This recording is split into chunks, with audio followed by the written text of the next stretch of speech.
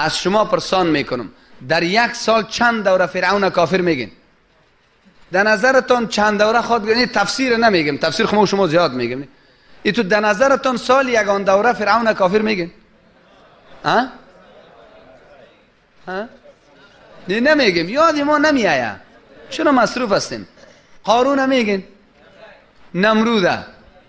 خب کفاری که به نصوص قطعیه قرآن سال یک دوره نمیگی، مسلمانا را در جلسه میلاد چل دوره میگی، در مرده‌داری دیگه میگی. تو کدام دشمنی را که قرآن به نص قطعی به ما دشمن معرفی کرده از ما با او آشتیست؟ هست نیست؟ و عرفتم الشیطان فلم تحاربوه بل توافقوه، اعلان موافقه است. و الله که میگه انما المؤمنون اخوه، با مؤمن در دشمنی قرار داریم. فبدل الذین ظلموا، این فرمول است دیگه، نه دیگه نمیرسین. اگر میرسی یعنی چی مشکل داری؟ ما یگان وقت تعبیرات علمی است، تعبیر علمی در زندگیتان در نوتتان باش. مثل که ما گپای جناب شیخ حسن جان رحمت الله علیه را شما سعی کنین 16 ساله گپم براتان گفت که خواست امام بخاری از امت تصحیح عقیده، اصلاح عمل، تهذیب اخلاق است. این گپ جهانی میگن و گپا که مهم شد به یادت بگیم. شما سعی کنین ما در زندگی امروز ما وقتی که مشکلات امت ارزیابی میکنیم برداشت مامیست. کسایی هستند با دشمنان الله، با دشمنان رسول صلی الله علیه و سلم، با دشمنان صحابه، با دشمنان امهات مؤمنین، با دشمنان امام ابو حنیفه رحمت الله علیه مشکل ندارن. هستن نیستن؟ بلند بگو. هستن نیستن؟ ولی برادرانی که مخالف مذهبن، دشمن دیگه چیز است، مخالف دیگه چیز است. نگب نرسیدی. کسایی که مخالف چیستن؟ دشمن خو نیستن. نگب میرسی یا نه؟ دشمن نیست، مخالفت داره، مخالف مذهب هستن. خب در کلی جور بیا، قطعا به او سازش نداره. شما فیصله کنین. کسی که با دشمن الله سازش داره با مخالف امام ابو حنیفه نداره. هر قدر بزرگ شو امام ابو حنیفه به خدا رسیده میتونه، پر سازش کتی دشمن خدا کتی مخالف امام ابو حنیفه، آیا این منطق است؟ کسی که با دشمن رسول آشنایی داره، سازش داره، با مخالف امام ابو حنیفه دشمن است. هر قدر بزرگ شو به رسول الله رسیده میتونه، سازش به دشمن رسول و مخالف امام ابو حنیفه، جنگ و جبهه، این منطق انسانیت نیست. کسایی که به دشمنان صحابه که میگه همه کافرن ملعونن و فلانن سازش داره، بلکه سرازیر میشه به حیث برادر اسلامی قبول کرده و مخالف امام ابو حنیفه حکم تکفیر میکنه. هر قدر بزرگ شو به صحابه رسیده میتونه؟ نمیتونه. نه خودتون قضاوت کنین. این نکات علمی است، دیگه نمیرسین. نکات چی است؟ بیاین فرق اسلامی دست با هم بتیم از مشترکات دفاع کنیم.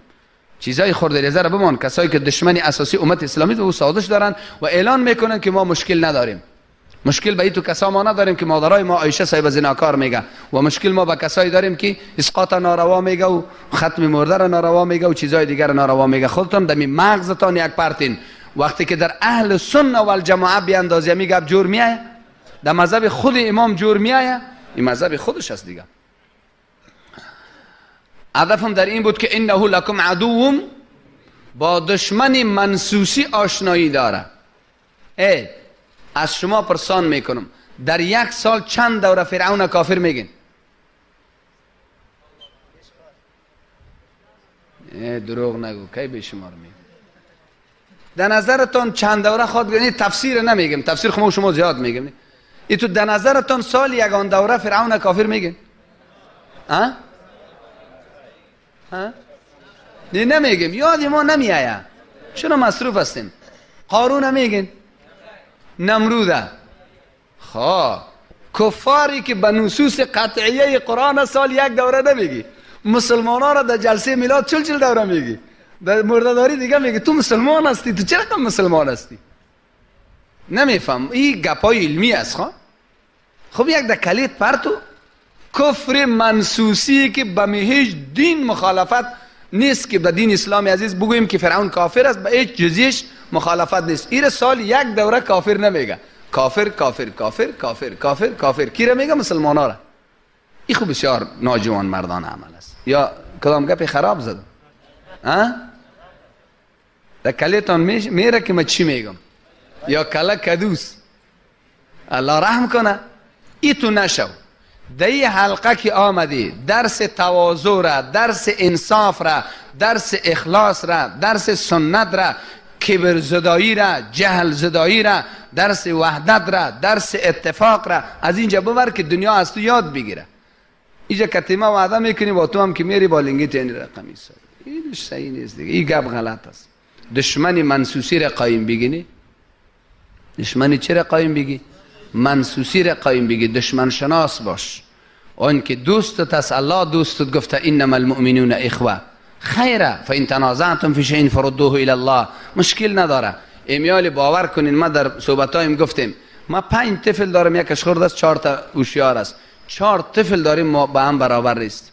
یک طفلم با اینجا سیاره نمیخوره، یکی دیگهش با میاره نمیخوره. یک کدوچه که پخته میکنه میگه ای بابا کدوچه را کی خورده.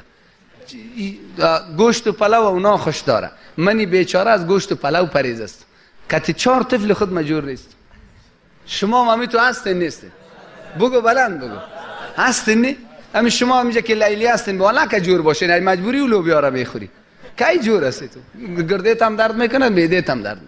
خب این حالی شما اگر که با ما جور نیستین که چاش لوبیاست، خیلی بری شما متنا میجا هستم. خود تحمل در کار است.